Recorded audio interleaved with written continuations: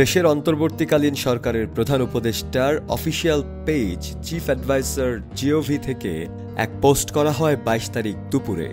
যে পোস্টে অল্প সময়েই বেশ ব্যতিক্রমধর্মী মনোভাব প্রকাশ করেন সিংহভাগ নেটিজেন।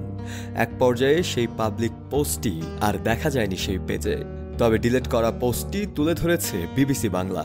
তাদের ফেসবুক পেজের এক পোস্টে বিবিসি বাংলা পোস্টটির স্ক্রিনশট তুলে ধরে লিখে, বিমান বিধ্বস্তে ক্ষতিগ্রস্তদের অর্থ সাহায্যে আগ্রহীদের উদ্দেশ্যে প্রধান উপদেষ্টার ফেসবুক স্ট্যাটাস। পাশাপাশি পোস্টটি দেওয়ার প্রায় আধা ঘন্টা পর সেটিকে আর খুঁজে পাওয়া যায়নি বলেও দাবি করে বিবিসি বাংলা।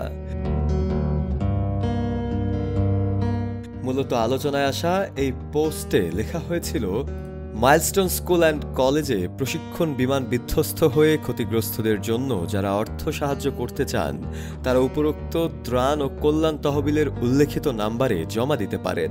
হিসেবের নাম প্রধান উপদেষ্টার ত্রাণ ও কল্যাণ তহবিল।